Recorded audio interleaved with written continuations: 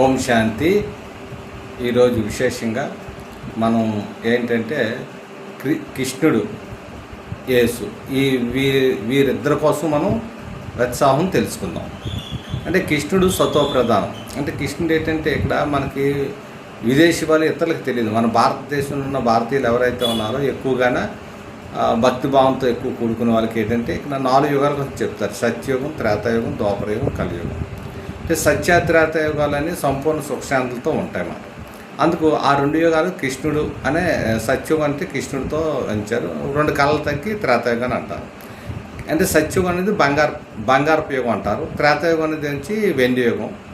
తర్వాత నెక్స్ట్ నుంచి ద్వాపరయుగం రాగి. ఇప్పుడు కలియుగంలో ఉన్నది ఐరన్.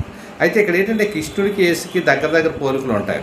కృష్ణుడు ఏం చేశాడంటే ఆవుల్ని ప్రేమించేవాడు, సంభాలించేవాడు. యేసుప్రభు ఏం చేశాడంటే మేకలు ప్రేమించేవాడు, మేకలు సంభాలించేవాడు. చూపిస్తారు కదా, మనం చూస్తున్నాం కదా. అయితే అతను కూడా ఒక దీంట్లో జన్మ తీసుకున్నట్టే చూపించారు, మరి కృష్ణుడు ఒక దాంట్లో జన్మ తీసుకున్నట్టే చూపించారు. ఈ ఇద్దరికి దగ్గర ఏంటంటే పోలికలు ఉంటాయి అన్నమాట.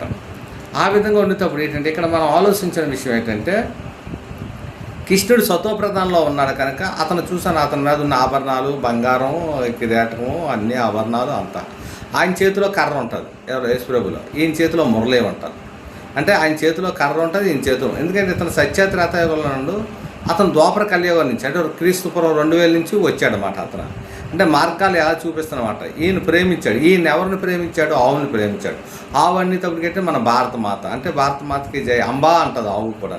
అదే మేకను ప్రేమించాడు. మేక ఏమంటుంది? మే మే మే అంటుంది. మే అంటే దాని అర్థం ఏంటంటే నేను, నాది.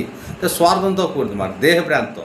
అందుకే విదేశీయులు ఎప్పుడు కూడా నేను, నాది, నా కంట్రీ అంటే వాళ్ళు దీంట్లో అంటారు. మనకి మన భారతదేశంలో అందరూ ప్రేమిస్తాం, అందరినీ ఇష్టపడతాం, అందరినీ ఆదరిస్తాం. వారు అలా కాదన్నమాట. ఈ విధంగా మన వాళ్ళని కూడా కన్వర్ట్ చేసుకుంటూ ఉంటారు. అంటే ఇక్కడ ఏం తెలిసిందంటే అందుకే చాలా ఏంటారు, గొర్రె ఎప్పుడు కషాయాన్ని నమ్ముతుంది అంటారు. సో ఇక్కడ ఏంటంటే అర్థం, మరి మేకలను బలిస్తారు. మన భారతదేశంలో ఏంటంటే మేకలు బలిస్తారు. ఆవులు బలిస్తారా? ఆవులు మన భారతదేశంలో ఎక్కడ బలేవు. ఎందుకంటే ఇచ్చినా దొంగసాటిని ఇస్తారు, భయంతో ఇస్తారు, తప్పుడు పని చేస్తున్నట్టు ఇస్తారు. ఈ మేకను పబ్లిక్గా కూడా బలిస్తారు అన్నమాట. అంటే మేక అనేది మరి ఆయన ఎంత ప్రేమించిన దాన్ని వాళ్ళ దాంట్లో కూడా ప్రేమిస్తారు కదా మేకల నాటిని. మరి యేసుప్రభు ప్రేమిస్తే వీళ్ళు ప్రేమించాలి కదా. మరి వీళ్ళు ఏం చేస్తారు? వీళ్ళు చంపుకొని తింటున్నారు. మన భారతదేశంలో మనం ఆవులు ప్రేమిస్తున్నాడు కృష్ణుడు. మన ఆవుల్ని ఏమైనా తింటున్నామా? ఆవుది ఏం తినము. ఆవుల్ని ఎంత పూజిస్తాం, ప్రేమిస్తాం. తన ఆలు మేకలు చేసేటి బలిస్తారు అన్నమాట మన వాళ్ళు కూడా. అందుకు చక్కగా ఈ రెండింటికి ఉత్సాహం తెలియాలన్నమాట. అందుకు తండ్రి పరమాత్మ చెప్పిన సంపూర్ణ గీతా జ్ఞానం ఏంటంటే మన భారతదేశం